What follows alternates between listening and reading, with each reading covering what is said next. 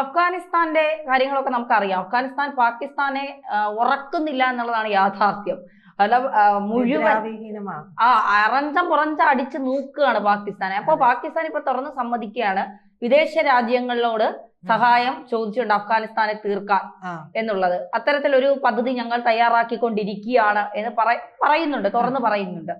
അപ്പോ അഫ്ഗാനിസ്ഥാനെ തീർക്കാൻ ഏത് വിദേശ രാജ്യവുമായാണ് പാകിസ്ഥാൻ ഇത്തരത്തിലൊരു കരാർ വല്ലതും ഒപ്പിട്ടിട്ടുണ്ടോ? അല്ല, കരാർ ഒപ്പിട്ടാണല്ലോ ഇവര് പല പണികളും സൗദിയുമായി കരാർ ഒപ്പിട്ടു, അങ്ങനെ പല ബംഗ്ലാദേശുമായി ഒക്കെ ഇവരുടെ കരാർ ഒപ്പിടലാണ് ഇവരുടെ പ്രധാന പണി എന്ന് പറയുന്നത്. അപ്പൊ അത്തരത്തിൽ എന്തെങ്കിലും ഇവിടെയും ഉണ്ടോ? അതായത് അഫ്ഗാനിസ്ഥാനിൽ നടക്കുന്ന ഈ ഡ്രോൺ ആക്രമണം ഉണ്ടല്ലോ, അതിനാണ് ഈ വിദേശ എന്താ പിന്തുണ ഉണ്ട് എന്നുള്ളത് ഇവര് സമ്മതിച്ചതാണ് കേട്ടോ. ഇത് നമുക്ക് അറിയാവുന്ന കാര്യമാണ്. പക്ഷെ അവരിപ്പോ സമ്മതിച്ചു. എവിടെയാണ് ഈ പറയുന്ന തുർക്കിയില് അഫ്ഗാനിസ്ഥാൻ പാകിസ്ഥാൻ വെടിനിർത്തൽ ചർച്ച നടക്കുന്നുണ്ട്.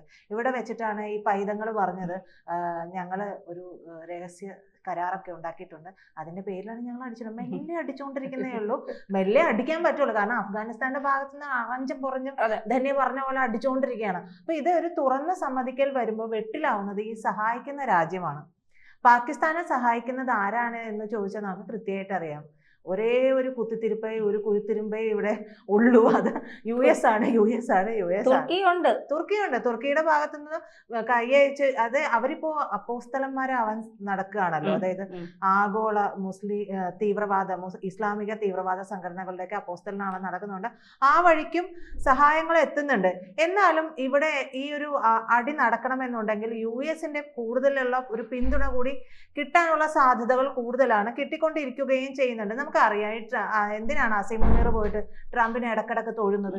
വെറുതെ മോക്ഷം കിട്ടാനൊന്നുമല്ല, കിട്ടാനുള്ളതൊക്കെ വാങ്ങിയെടുക്കാൻ വേണ്ടിയിട്ടുണ്ട്. ആ വാങ്ങിയെടുക്കുന്ന അവനവന്റെ രാജ്യത്തിന് വേണ്ടിയിട്ടും അല്ല, ഈ മാതിരി തീവ്രവാദികളെ പോറ്റാൻ വേണ്ടിയിട്ടാണ് എന്നുള്ളതാണ്. അപ്പൊ ഈ തുർക്കിയിലെ അങ്കാറയിൽ നടന്നിട്ടുള്ള സമാധാന ചർച്ചയിലാണ് ഈ കാര്യങ്ങളൊക്കെ പറഞ്ഞിട്ടുള്ളത്. ഇത് നമ്മൾ പറയുന്നതല്ല, അഫ്ഗാനിലെ ടോളോ ന്യൂസ് റിപ്പോർട്ട് ചെയ്തിട്ടുള്ള ഒരു കാര്യമാണ്. നമ്മൾ വെറുതെ വെച്ചടിച്ച് പറയുന്നു, തള്ളുന്നു എന്ന് ആരും പറയണ്ട.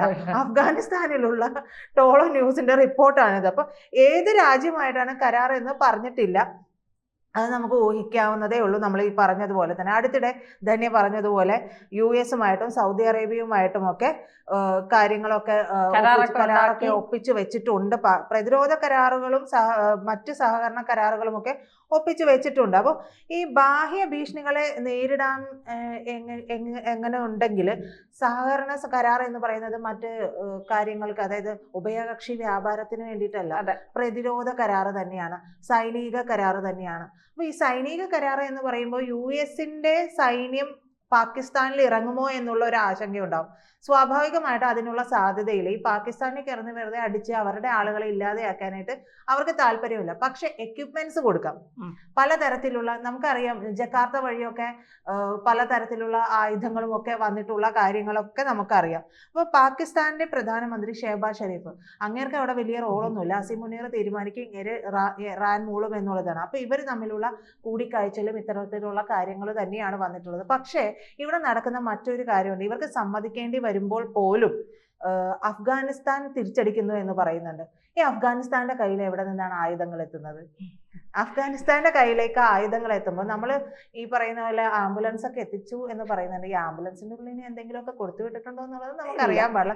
അജിത് ഡോവലിന്റെ പിള്ളേരെന്ന് പറയുന്നതും S ജയശങ്കറും മോദിയും അമിത്ഷായും കൂടെ ചേർന്ന് കഴിഞ്ഞിട്ടുണ്ടെങ്കിൽ മൈൻഡ് ബ്ലോയിങ് എന്ന് പറയുന്നത് പോലെ ആർക്കും ചിന്തിക്കാൻ പറ്റാത്ത കാര്യങ്ങളൊക്കെയാണ് അവിടെ നടക്കുന്നത്. എന്തായാലും താലിബാനെ നമുക്ക് ഇപ്പോൾ വിശ്വസിക്കാവുന്നത് കൊണ്ട് ഇപ്പോഴെന്നെ നമുക്ക് പറയാൻ പറ്റുള്ളൂ. നയതന്ത്ര ബന്ധങ്ങളാണ്, എപ്പോ വേണമെങ്കിലും മാറാം. ഈ എന്താ പറയാ, ഈ മനസ്സിൽ ഇങ്ങനത്തെ താലിബാൻ ഇനി മാറില്ല. കാരണം എന്താണെന്ന് വെച്ചാൽ താലിബാനെ സംബന്ധിച്ചിടത്തോളം അവര് ഈ ഭീകരവാദികളാണെങ്കിൽ പോലും അവർക്ക് ഒരു അവരെ ഒന്നുമില്ലായ്മയിൽ നിന്ന് സഹായിച്ചവരാണ് ഇന്ത്യ. ആഹാരം കൊടുത്തു, വെള്ളം കൊടുത്തു, ഇപ്പൊ പാർലമെന്റ് മന്ദിരം കെട്ടുന്നു, സ്കൂളുകൾ കെട്ടിക്കൊടുക്കുന്നു, കറണ്ട് കൊടുക്കുന്നു, അവിടെ ഡാം നിർമ്മിക്കുന്നു. അപ്പോൾ ഇതൊക്കെ ഇന്ത്യയുടെ വേറെ ഒരു രാജ്യം അവരെ സഹായിക്കാൻ എത്തിയിട്ടില്ല.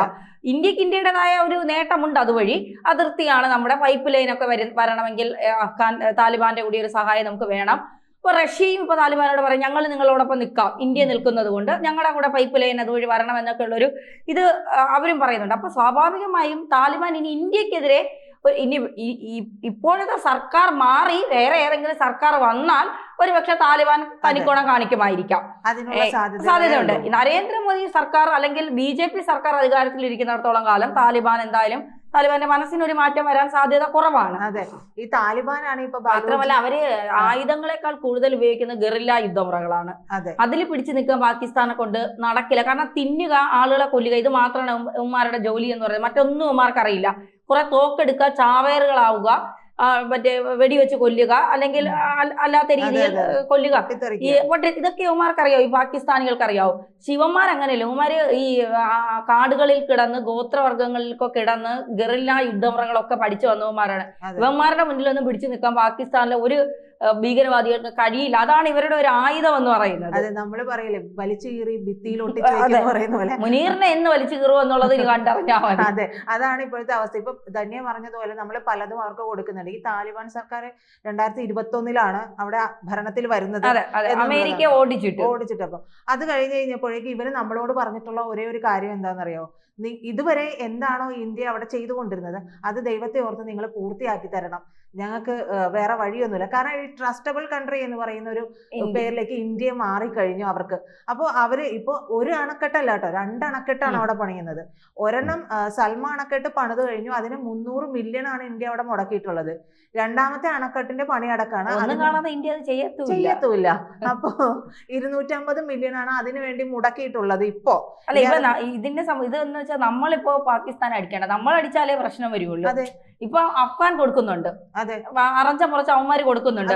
നമ്മൾ കയ്യും കെട്ടി നോക്കി നിൽക്കുന്നതേ ഉള്ളൂ, കൊടുക്കുന്നത് അവന്മാര് കൊടുക്കും. അപ്പൊ പിന്നെ കിട്ടേണ്ടത് അവിടെ നിന്ന് നന്നായിട്ട് കിട്ടുന്നുകൊണ്ട് നമ്മൾ അഫ്ഗാനെ സഹായിക്കുന്നുണ്ട്. ആയുധങ്ങൾ നൽകിയെന്നൊന്നും നമ്മൾ പറയുന്നില്ല, ഇന്ത്യ സർക്കാർ പറയുന്നില്ല ഞങ്ങൾ അഫ്ഗാൻ ആയുധം കൊടുത്തു. ഞങ്ങൾ അവർക്ക് നയതന്ത്രപരമായ ബന്ധം, അവർക്ക് വേണ്ട സഹായങ്ങൾ ഞങ്ങൾ ചെയ്യുന്നു. ഞങ്ങൾ ആയുധം കൊടുത്ത് ആരെയും അടിക്കാൻ പറഞ്ഞില്ല. സഹായങ്ങൾ എന്ന് പറയുമ്പോഴാണ് എല്ലാവരും നെറ്റ് ഇങ്ങനെ ചുളിയുന്നത്. ഇത് ഏത് തരത്തിലേക്ക് പോകും? ബലൂചിസ്ഥാനും പാകിസ്ഥാനും അറഞ്ചപറഞ്ഞും തീർക്കുന്നുണ്ട്.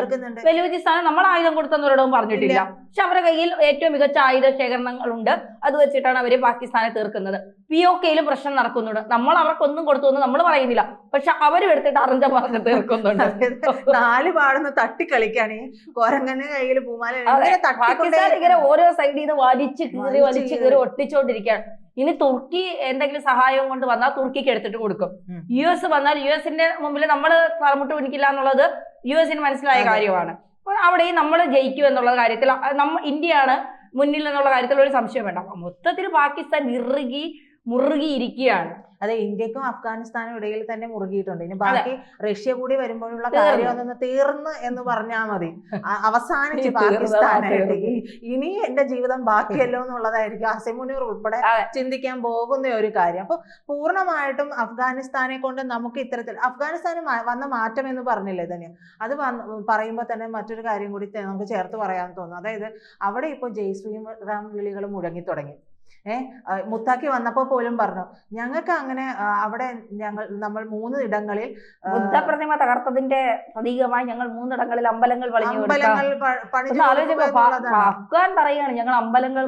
മാത്രമല്ല അവർ പറയുന്നു ഞങ്ങൾക്ക് ജയ് ശ്രീറാം വിളിക്കുന്നതുകൊണ്ട് ഒരു ബുദ്ധിമുട്ടുമില്ല എന്ന് കൂടി പറയുകയാണ്. അപ്പോ അവർ ഒരു പരിവർത്തനത്തിന്റെ പാതയിലൂടെ പോയിക്കൊണ്ടേയിരിക്കുകയാണ്. അപ്പൊ ഇവന്മാരെ ആരൊക്കെ സഹായിക്കാൻ വന്നാലും യാതൊരു വഴിയുമില്ല, ഈ സഹായം മാത്രമേ ഉണ്ടാവുള്ളൂ. ഇനി ഉണ്ടാകാൻ പോകുന്ന ഒരു കാര്യം, പാകിസ്ഥാൻ പൂർണ്ണമായിട്ടും വിഭജിക്കപ്പെടുന്ന ഒരു അവസ്ഥയിലേക്ക് പോകും.